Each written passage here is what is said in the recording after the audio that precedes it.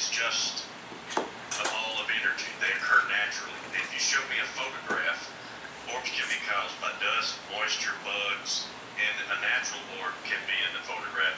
And so you can't tell me in that photograph what caused that orb.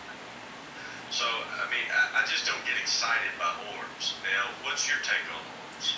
There are some orbs that have just completely floored me because there's other things within the image itself along with an orb, which leads me to believe, especially when more than one shot has been taken in a short period of time in that area, and one shot doesn't have any activity whatsoever, and then the next shot within about 3 seconds has an orb, a ball of light, basically, like you said, energy itself. Could it be in relationship to something manifesting?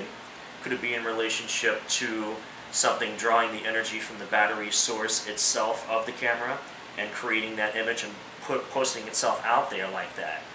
Could it be in direct relationship to a reflective matter off to the frame of the shot, creating that blast of light? Or, like you said, something as simple and archaic as dust, pollen, or some sort of a bug, an insect for that matter. But there have been some that I've seen that have the milky substance, almost like an oscillating marble per se, and then there's like the strange haze of orange or blue around that. Those are what I always refer to as energy orbs. They can't be clearly defined or categorized as dust, pollen, or an insect.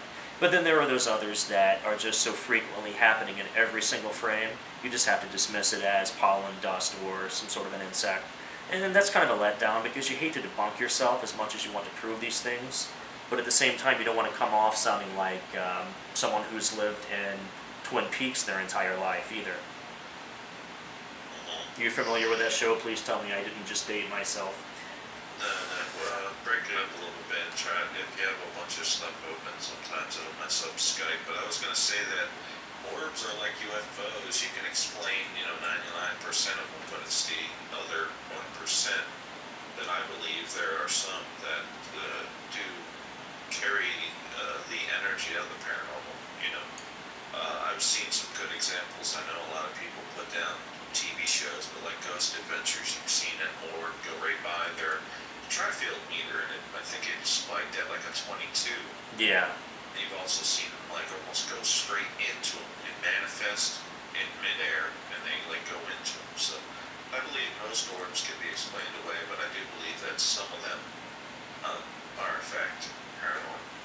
Now, I would be really impressed if an orb were to pop up in an image and then have it come directly at the camera with a face and maybe hands reaching out to you. That would totally impress me. Yeah, that would impress me.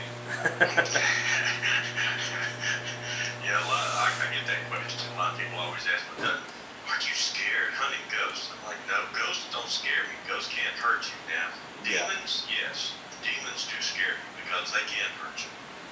In a lot of cases, people have encountered demons because they'll go into an area where there has supposedly been satanic activity, and the satanic cults, what they do is an incantation in the land, and they release basically a watcher demon to hover around the area because that's their sacred ground where they did their whatever ritualistic type service they do.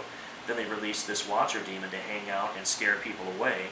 And sometimes if you continue to brace forward thinking you're just facing off with a negative entity and not realizing it's a non-human spirit, you can usually get scratched, bitten, pushed up against, or have it come home with you and then, I don't know, turn your Wheaties into maggots with blood. Remember that scene in Lost Boys? Please tell me you've seen that movie. Yeah, he's eating the